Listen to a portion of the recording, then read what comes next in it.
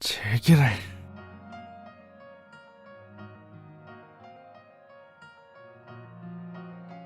Mina, genki desu. Welcome back to our little show. So, story time.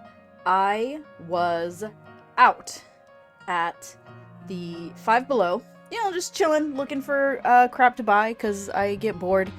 And I found this guy, Jung-kook from BTS. $5, Five Below. And here's the basic stories. Anybody who has who knows me a little bit, who has seen or come to any of my streams, knows that I am a decent Dead by Daylight fan. And one of my favorite killers is Ji-woon Hak, aka the Trickster. And since playing the game, I've always wanted to make like a Ji-woon Hak OOAK custom. Like the idea. And before I scoured the internet, kind of like looking for the perfect dolls, like, okay, should I go Monster High? Should I do a basic Ken? And then I found out that BTS had these guys. And I thought, oh shoot, that's kind of perfect. And then I saw this outfit it's a yellow diamond outfit. And I thought, dude, this is too perfect. And then I never bought the doll because I'm like, you know what? I don't have the confidence in like actually sculpting or creating. I've done it before with dollar store dolls, but never trying to make a custom look like somebody who is real or somebody who is that detailed. But I saw this $5 just like out of nowhere, and I thought, you know what, now's my chance. So today or this month, who knows how long this is gonna take, we're gonna start working on a custom Dead by Daylight Ji-woon Hak, aka Trickster doll. I'm scared, I'm nervous, but I'm also excited, so let's get started. So I am carefully removing the box because I think that I could use the carton for something later on. Nothing that's gonna happen in this makeover for sure. Removing the clothes was luckily very easy because these guys are fully posable at the joint and shoulder. Maybe not as advanced as some of the ones now, but good enough for what I want. The clothes were decent, I guess, for doll clothes. We're going to put those aside for later so that I can make a pattern for them. Removing this guy's head was ridiculous. The amount of heat that I had to put on to make him soft enough just to like pull him over the first bit of that hook that keeps the head in was ridiculous. But after a long and tedious work, we were able to get it done. Alright, and now starting on the hair, which was super annoying because the way it was styled, when you get like a new doll and their hair is just like hard and you can't really brush it or move it, that's usually because they put like this certain type of glue to make the hair styled, and it is so annoying to cut and it's so annoying to just get off. And it took a while. It was sticky, it was tacky, I did not like it. And it melted a little bit when I was using the heat gun trying to loosen his head. But we were able to get it somehow. This next part is what really kind of convinced me that Mattel just does not want us messing with their dolls. They don't want us doing custom and anything anymore because, oh my god, I am using pretty much pure acetone to get rid of his face up here, and it is just not coming off. The color on the hair I can very easily kind of swipe away, but the eyes, the lips, everything, it was a disaster. Like, I kept taking him out and running him underwater because I was so scared that the amount of acetone that I was using was gonna melt the plastic. I was just frightened that that's what was gonna happen. Luckily, Ji-woon came out unscathed. What I'm doing now is I'm just mixing up a lilac-y purple color for his scalp, for his hairline. This is just to kind of help make sure that he doesn't look like he has bald patches when I fill in his hair plugs and his, what do you call him? His kind of a, I guess it would be an undercut here. Because again, I'm not really used to working in these types of details for a doll that, you know, I'm trying to liken to somebody. So I'm taking as many precautions and safety nets as I can, and coloring the scalp will kind of help keep it from looking like I missed any spots or like he has any bald spots on his head. So I went out and I brought this light lilac-y 100% acrylic yarn, and what I'm doing is a technique that I actually learned a long time ago from a forum called Den of Angels, which was a BJD forum, and that taught you how to do a whole bunch of stuff to your ball jointed dolls, including making wigs, which I never did, but I always kept reading over and over how to do it, because I always wanted to make a really nice one. But I'm not particularly talented. I'm not all that great. So every time I tried it never came out right. It could have been just because I was young and impatient, but the gist of it is you take your yarn to whatever thread or whatever length you want. You tie it to a dowel or, you know, a stick or whatever, just a long skinny thing.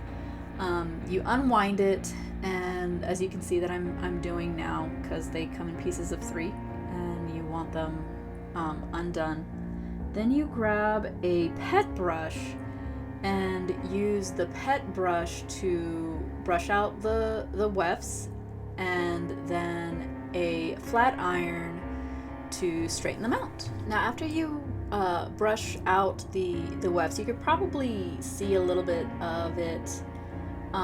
You get kind of like these little fluffies that come off from the yarn. I am going to save those, and I'm actually gonna use them to make my flocking for the Trickster's undercut. Now I had to do this a couple of times because I just wasn't quite satisfied. I think I might have been a little bit too rough with some of the wefts here, but I mean, I did my best, and it came out pretty decent after like maybe the second or third run through. Once I got them looking how I wanted, I cut the wefts from the doll here, and then I grabbed my needle and just started plugging away, and it took me a very long time. I wanted to make sure this was as full as possible. I actually might have overdid it, but in my opinion it's better to have too much than not enough. So there is our Ji-woon with his very thick locks of hair. Now we don't want it to be pulled out. I don't think it will, since yarn wefts tend to be kind of thicker and a little bit harder to pull out, but to be 100% safe, we're just gonna grab some tacky glue and fill his head up. I'm just using that same dowel to kind of mix it around because I don't want it to like seep too far into the scalp. But again, yarn wefts are pretty thick, so I don't really think I have to worry about that, but you know, precautions. I absolutely did not want to cut too short, because if I did, then I would pretty much have to do the plug-in process all over again. But I think I cut a piece long enough that I was definitely able to style it. But before I do that, it needs to be tamed.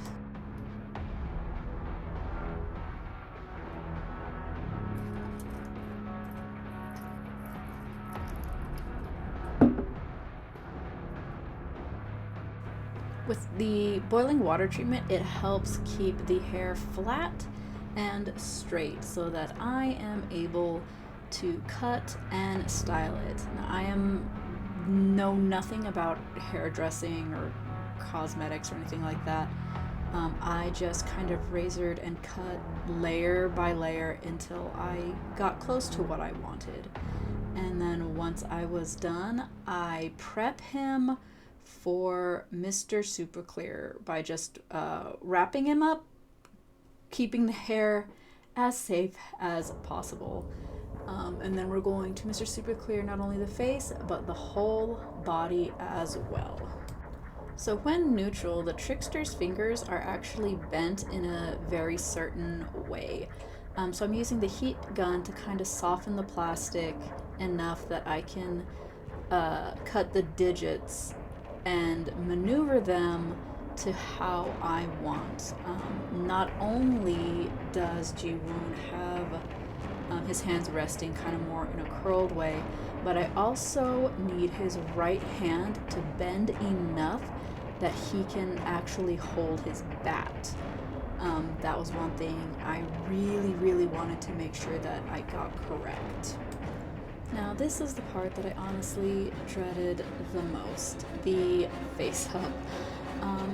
I was especially nervous because I am not very delicate. I'm pretty heavy-handed. I had done face-ups on BJDs before, but none of them really turned out all that well. So with some help from my phone and with the smallest brush I could get, I am very slowly and as delicately as I can just trying to fill out the colors for not only just his facial shadows, but where like his eyebrows and are gonna go, his lip color, just anything to shape it. And I am trying very hard. I know you see a picture of Ji-woon on my phone screen, but I have about 3 more pictures on my PC screen that you can't see. That's how nervous I was trying to get this right, because again, I know nothing about cosmetology. I'm not very good when it comes to painting or coloring. I am just one kid trying to do their best, okay? So luckily for me, these bodies already have some muscle sculpt. So all I need to do basically is use my watercolor pencils to kind of trace the deepest part of these ridges, and then use pastels to kind of bring the shadow and blend it out into the skin. I did have to kind of add shadows in other areas because Ji-woon, his story is like he just worked so hard that he kind of doesn't really take care of himself apparently. Very overworked, typical backstory. So I did add a couple of like rib bits so that it looks like he's much thinner than a healthy boy should be. But, you know, I guess when you become an abomination of the entity, it doesn't really matter. So unfortunately, I wasn't really able to get a very good view of me blushing the hands, so I apologize. But they came out as they came out. I'm sure you can see. What I'm doing here is kind of a weird technique because I'm just very not confident in mixing my colors. So what I'm doing now is what I did a couple years ago on Halloween. I had these fake blood capsules, but using them, it just looked too red. It didn't look quite right. So I remember I put the blood capsules in like a little thing, and I added some dust from my eyeshadow, a brown eyeshadow, mixed it together, and it came out so perfect. So I thought I could go ahead and give it a try with the body and the hands and the face for Ji-woon.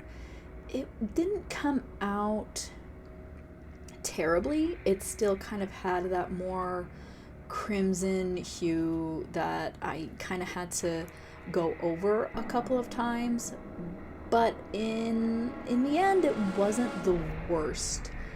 Again, I just had to kind of get it darker and thicker. But all in all, I'm pretty proud of how it came out. There were probably better ways that I could have done this, but I'm not smart. I didn't think of those ways. I just did what I normally do. And again, I wanted to be as accurate as possible, so instead of kind of putting random blood stains like on Ji-woon's body, I wanted to kind of go for as close as I could. Just accuracy was my main goal, because I was so afraid of him not coming out as well because of my lack of experience. And speaking of inexperiences, here I am ruining the shot of Ji-woon's face up. I am using my watercolored pencils to try to kind of sketch in where I want everything, and I can still feel my heart beating and my hands shaking from trying to make sure that I didn't screw this up. I used maybe 3 or 4 different layers of watercolored pencil and primer, Mr. Super Clear primer, to get his look right. And I think this whole thing maybe took me like 6 hours because of just how nervous I was and how slow I tried to go. And I was so like focused on it that I completely forgot to film the second and third layers. So from here we're gonna jump right into the painting of the blood.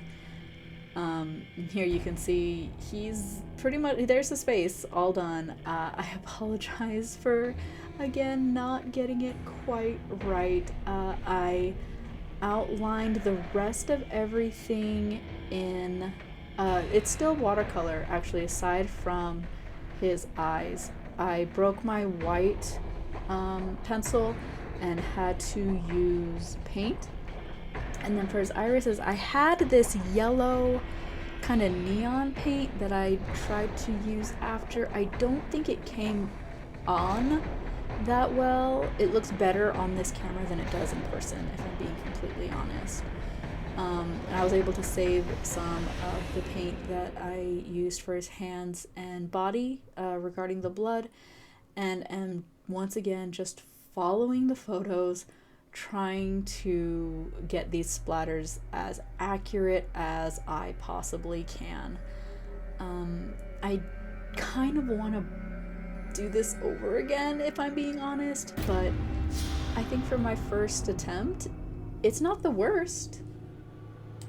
So taking a break from the body, we're going to go straight to the clothes. Like I stated, these were perfect for Ji-woon, save for the jacket, which was just a little bit too short for his default outfit, but that's fine, we can adjust. Using my seam ripper, we are just going to take these pieces apart, and we are going to use them for our base to make the new clothing. It's a little tricky with Ji-woon because he's got this thing where half of his jacket has diamonds and the other half is just plain yellow. So I had to make a couple of adjustments in the pattern. I found these crepe style cut cloth from Daiso, and from the Dollar Tree I had found the perfect fabric for his pants. The only problem, as you can see, is that the strips of cloth were a little bit too thin for the pattern that was made for the original doll. But that's not a problem. All you need to do is like just cut the pattern in half and you can fit it no problem. And these are the pieces that we are left with. His pants have this pinstripe pattern on them. But as I mentioned, I am not very comfortable. I don't really trust myself to get the stripes straight and correct, so I'm using this kind of sheet thing where I have this Daiso ruler, and I'm just going to dip the sides into gold paint, lay them on where I put the pencil markings, and use those as the pinstripes. And those are going to be probably straighter than I'll ever be able to make them on my own. So once the pants were all sewn up, I recycled the Velcro from the original set. What I did was I actually glued them on where I wanted, and then from there I just did some basic hand sewing to keep them in place. The glue was more just as a placeholder. I am not a big fan of using glue on fabric just because it doesn't always stay very well, and then depending on the type of fabric, the type of glue, how old the glue is, sometimes it just doesn't work. But if you just need something to temporarily keep something in place, it's just fine, and then just doing a simple needlework over it to kind of keep it for sure as very steady insurance, I think is a very good idea. So Ji-woon's jacket is slightly more complicated than his pants because not only is it a little bit longer than the original outfit, the sleeves have to be folded back. He also has to have it cut in half. That back panel that you see there is a single panel. Ji-woon needs 2 panels for the back because half of it is yellow and half of it is yellow with diamond. So I just need to create a longer pattern so that when I cut the cloth, it comes out correctly. And it came out fine. These are the pieces that I have. Now I just need to, I believe, sew in the sleeves here. Everything else was done by machine, and I just used fabric paint to paint on the diamonds. I wanted to use gold to make it kind of a glittery effect because his diamonds actually aren't white. They are like a slightly reflective part of his jacket, but I don't know how to do that. I tried kind of looking up ways, and aside from like using heat, like iron-on or Cricut, whatever stuff, but they didn't have the right color no matter how hard I looked. The golds weren't quite right, and they didn't have anything that was like iridescent that I could use. So instead I just used regular white fabric paint and then covered it with kind of another just plain iridescent paint. And I mean, for a doll, I think it's fine. I bought plenty of this fabric, so I could always try again. I can always make another one if I find a better technique. So now we're back and going to finish up Ji-woon's head. I had put some gel in his hair, and like water-based gel, and then left it in saran wrap for like 3 days, hoping that it would kind of keep the yarn from poofing too much, and I think it did fine. Now what I'm doing is I am using the remnants of his haircut as flocking for the side of his head, for the undercut. Flocking is great to hide those head holes that he has. I think I maybe did, I want to say 3 layers of flocking just to make sure that it was as covered as possible, because when I did the hot water, I didn't seal the paint for his hairline. So a lot of that kind of, I guess, melted off with the boiling water after I was doing his hair. But it's fine. The flocking is enough to cover it. And again, like I stated, the coloring is more just a safety net so that his head looks as full and natural of hair as possible. But that will be it for Ji-woon's head. Now we're going on to accessories. So I definitely could have just covered over these shoes to make his boots, but I decided I wanted to try to make his boots on my own. These white shoes, I kind of thought of an idea that I could use them in the future, and I didn't really want to ruin them. So I thought I could try a technique that we used to make socks when we did cosplay, where you would wrap your leg in saran wrap, cover in duct tape, cut the tape, and then the tape that remained would be the pattern for your sock. And I thought maybe I could use that for Ji-woon's shoes. And I'm gonna tell you right now, spoiler alert, they did not come out great. They actually came out pretty bad. So I don't know what possessed me to pick this fabric. I just know that I didn't want felt and I didn't want foam. There was some like faux leather at my local store, but it was like $40 for like a big roll, and I don't have $40 and I don't need a big roll. So I picked this that I found. It looks like the stuff that you would use to like insulate your lunchbox. But I picked it up and I thought, oh, I could just paint it black and it'll work great. It didn't. I would definitely, if I had to redo this whole thing, I would definitely redo these boots first. Maybe go online and look for just like a pattern to download, because these did not come out good at all. So after the hot glue, they get painted, and then I paint the straps, color it a little bit with some silver paint, and that is done.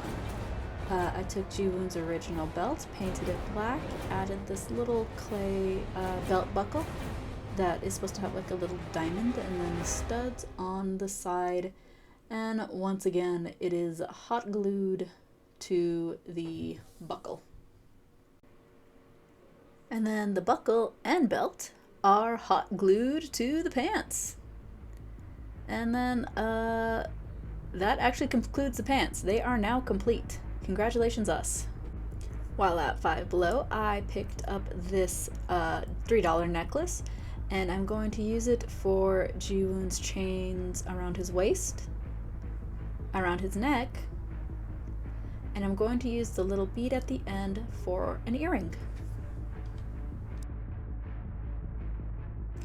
Okay guys, we are almost done. Using this dowel, it's going to be the base of Ji-woon's baseball bat. I'm drawing out the rough draft for about the size and shape that I wanted. Then using foil, I just kind of bulk it up so that it's not 100% made of clay. I'm using a 2-part epoxy sculpt clay. The 2-part AB, make sure you use gloves. That's all I can really say about it.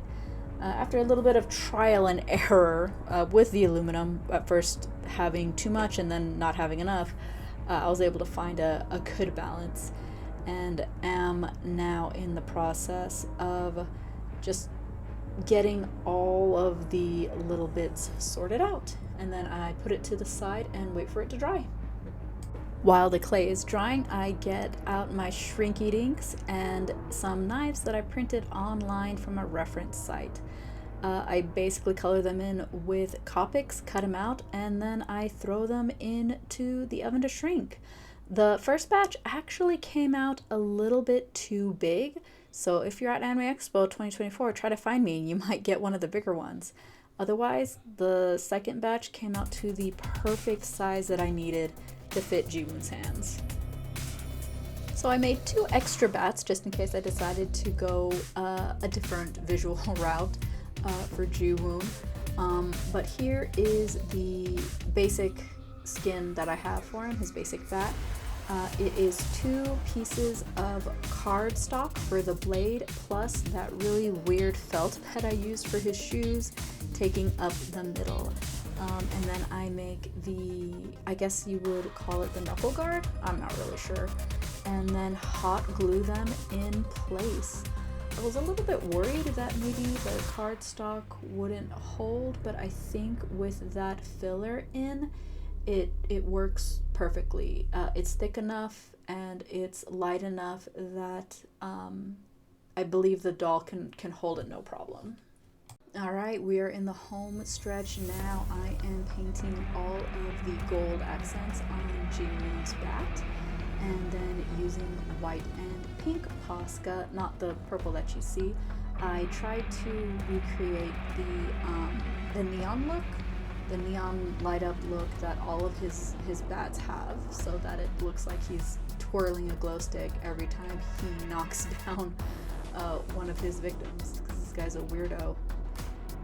And then I finish it off with some silver gray for the last details, and then all we have left is to put our boy together. And that is going to do it for me. Thank you guys so much for coming on this journey. I wanted to do this for I don't know how long. There's a lot of things that I wish I had done differently, but remember, it is never too late to update your game. Happy 8-year anniversary to you, Dead by Daylight, and thank you so much for bringing this chaos gremlin to my world. As for everybody else, remember that you are loved, you are appreciated, and I am so happy you are here on this earth making these custom dolls with me. So until next time, my dudes, see you in the fog.